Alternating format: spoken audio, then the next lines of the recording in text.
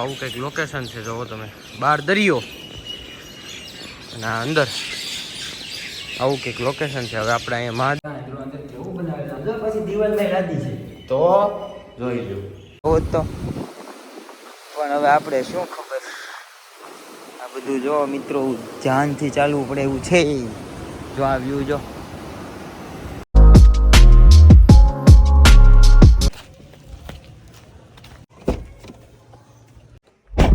રામ રામ ને welcome back to another blog guys. ઘણા દિવસો પછી તો ન કહેવાય, પણ આ ટાઈપનો તમે વિડીયો 2-5 દિવસ પછી જોતા હશો, એટલે એમ આખો વ્લોગ વિડીયો નહીં વ્લોગ. તો ભાઈ ઘણા દિવસો પછી એટલે કહું છું, બીજું કઈ છે નહીં. હવે તમારા માટે તો ગુડ મોર્નિંગ છે, અમારા માટે છે ગુડ ઇવનિંગ. તમે જોઈ લ્યો, વાગવામાં આવ્યા છે 4:41, 4:45 જેવું થઈ ગયું છે વાગવામાં, બરોબર. અને આપણે જવાનું છે એક નવી લોકેશન, અનસીન લોકેશન છે, બહુ સરસ લોકેશન છે. ત્યાં આપણે જવાનું છે. પેલા ગાડીને કરી લઈએ કોલ્ડ સ્ટાર્ટ અને પછી આપણે નીકળીએ.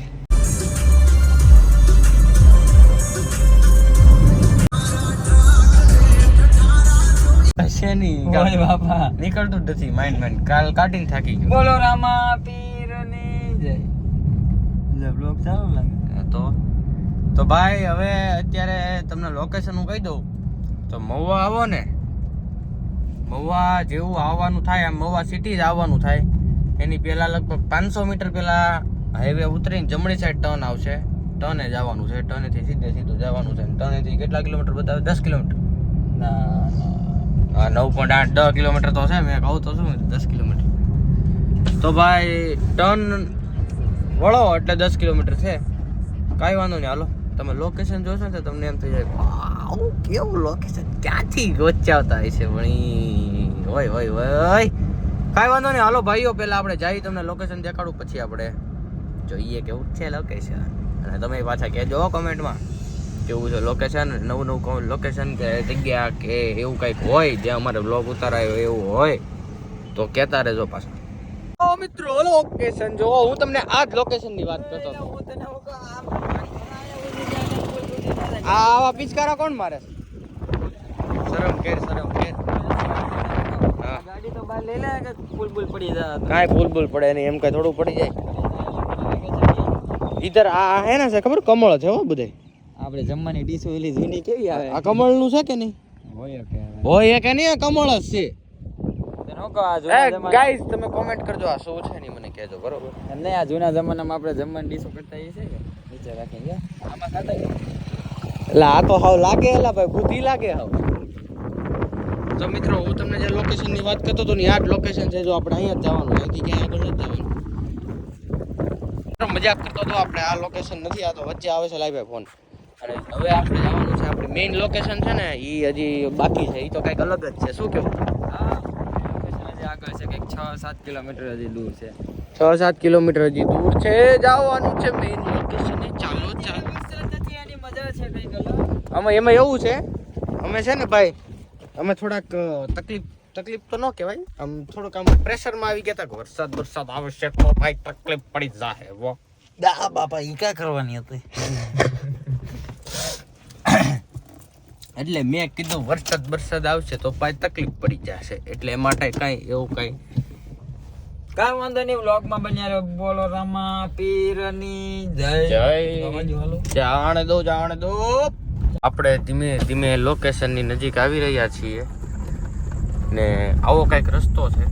અહીંયા બાજુમાં સમુદ્ર, દરિયો, અહીંયા બધે પવન ચક્યું છે. જો છે ભાઈ જગ્યા એક નંબર, લોકેશન તો છે એક નંબર, મજા જ આવી જાય એવી લોકેશન છે.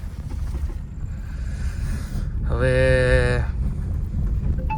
જઈએ, હવે જોઈએ આપણે કઈ રીતનું છે કઈ રીતનું નથી. અત્યારે ફૂલ હલવાઈ ગયા છીએ.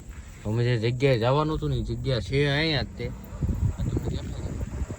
પણ જવાય એવું નથી. 4 વ્હીલ હાલે એમ જ નથી જરાય. આ તો વિવેક મેં જોવા જ મોકલો તો કેવું છે કેવું નહીં, વિવેક કે કાંઈ હાલે એમ નથી. હવે જોઈએ આજુબાજુ પૂછીએ કેમ છે કેમ નહીં. કાંઈક થાય એમ હોય તો એ લોકોની 2 વ્હીલ મળે એમ તો 2 વ્હીલ લઈને જવાય. પાછું પેલા ઉપર હું સાઈડમાં લઈ લઉં. વિવેક ગયો છે પૂછવા, હવે જો થઈ જાય એમ સારું એમ. મિત્રો ગાડી મૂકી દીધી છે, હવે અહીંથી આગળ હાલે એમ નથી. હવે ઉપર આપણે ડુંગરે જવાનું છે. હવે જો લોકેશન અહીંથી પવન ચક્કી ને બધું દેખાય છે. વાહ ભાઈ વાહ. આ બાજુથી દરિયાનો અવાજ આવે છે. લગભગ હવે અડધો 1 કિલોમીટર નહીં હોય. લોકેશન જણાવી દીધું કે नहीं लोकेशन कोई खबर नहीं हजी. उधर देखो वहां दिख रहा है आपको? ये जाफराबाद है. वरसाद आवे छे ये तो तकलीफ था है वरसाद आवशे तो. चलो कम ऑन. बापू से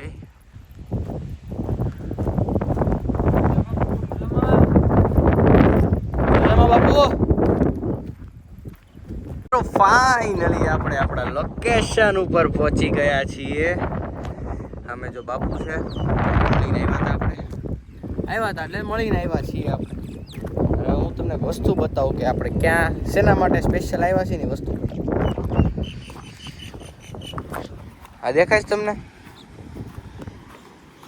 આ શું છે ખબર છે? આ તમને ખ્યાલ છે આ શું છે? જો અંદર મંદિર છે. હવે અંદર વીજળી પડી. હવે હું તમને બતાવું. અંદર જોવો પહેલા ખાલી તમે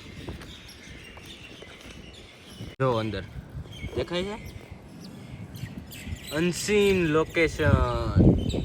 કોઈને ખબર ન હોય. સાચું કે નહીં? જગ્યાનું નામ વીજળી બારું છે. વીજળી બારું એટલે શું? એટલે હું તમને એનું વાત કરું કે ભાઈ છે ને આ જગ્યા ઉપર વીજળી પડી હતી. વીજળી પડવાના લીધે આ આખો પર્વત છે બરોબર. તમને જોઈ શકો ડુંગરો છે આખો. ડુંગરો કપાઈ ગયો તો અને નીચે તમે વિચારો વીજળીનું પ્રકાશ પ્રોક એનો પ્રોક કેટલો હશે તમે વિચારતા હશો. કેટલો બધો એનો પાવર એનો હશે કે આખો પર્વતને કાપી નાખે. વીજળીમાં શક્તિ કેટલી છે તમે જોવો. અને પછી આ બધી સેફટી માટે અત્યારે આવી રેલિંગ નાખી દીધી છે. હવે અંદર મંદિર બનેલું છે. બહુ મસ્ત જગ્યા છે. નીચે તમે ફોટા પાડવા તો તમારો અવાજ લગભગ નહીં આવતો હોય. ફોટા પાડવા માટે એક નંબર લોકેશન છે.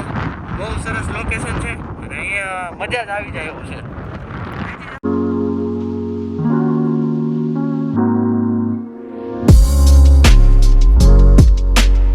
બાપુ આવે આવો કઈક રસ્તો છે જવાનો. અનસીન લોકેશન છે. કોઈને ખબર જ ન ના એ ફોટા પાડી હાલો ને. ફોટા પેલા પાડી દઈ પછી કંઈક કરી.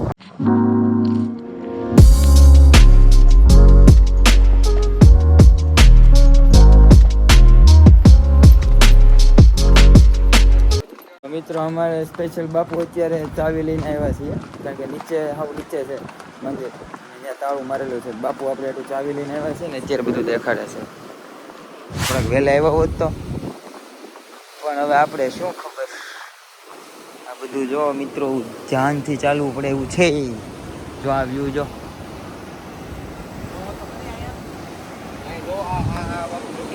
આ બધું તૂટી જાય એવું છે. આ બધું પકડીને ચાલવું પડે કે એમને ના ચલાય.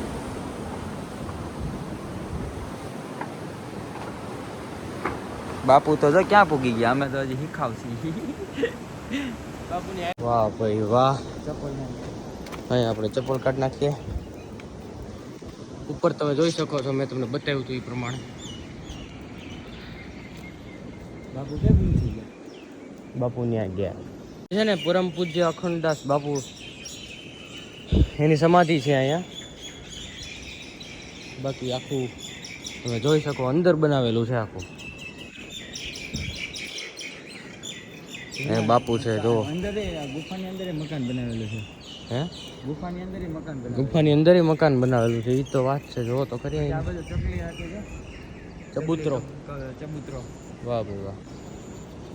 આવું કંઈક લોકેશન છે. જોવો તમે બહાર દરિયો અને અંદર આવું કંઈક લોકેશન છે. હવે આપણે અહીંયા મહાદેવનું ભગવાન શંકર ભગવાનનું મંદિર છે. ત્યાં આપણે જઈએ. અહીંયા ક્યાં જવું તારે પણ? અહીંયા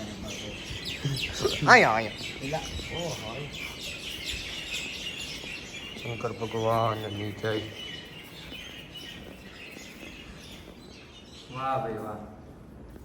અંદર કેવું બનાવેલું છે. પછી દિવાલમાં લાદી છે તો જોઈ લો. શંકર ભગવાનની જય. જય શંકર ભગવાન. જોઈ શકો છો તમે. તો દર્શન કરી લે.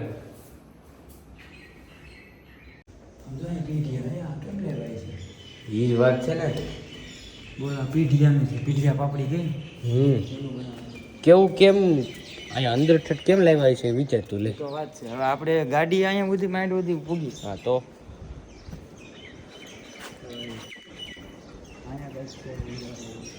હે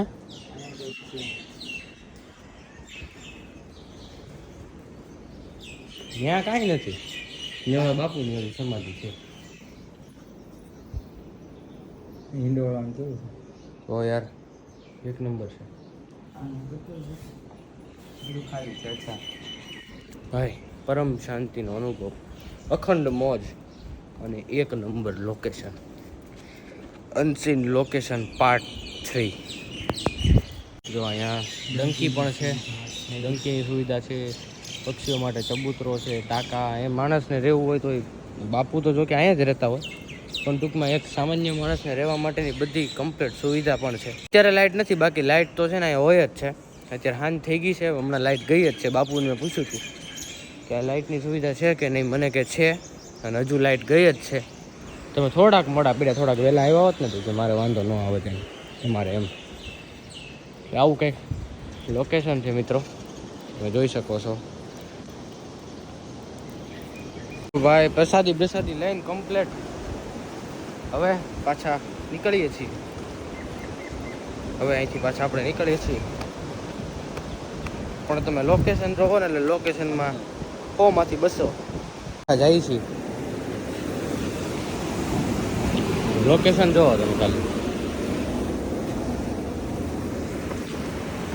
દરિયો.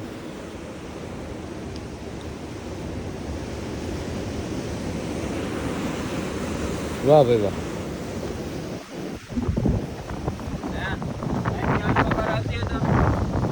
અહીંયા થોડી આવે વાતો કરશે. જગ્યા તો છે ને, કાંઈ જગ્યા નથી. હા એની જગ્યા છે ને. થાકી જાય હો ભાઈ. કેવી લાગે આમ? બાપુ તો છૂટે છૂટ થઈ ગયા. જોઈ જ કરી અંદરે છૂટે છૂટ થઈ ગયા હતા. શૂટ ભાઈ સનેડો. મિત્રો ફાઇનલી પહોંચી ગયા છીએ આપણે આપણી પાછી ગાડી. એ હા હાલીને થાકી જાઓ ભાઈ. પુષ્કળ. એ રામ.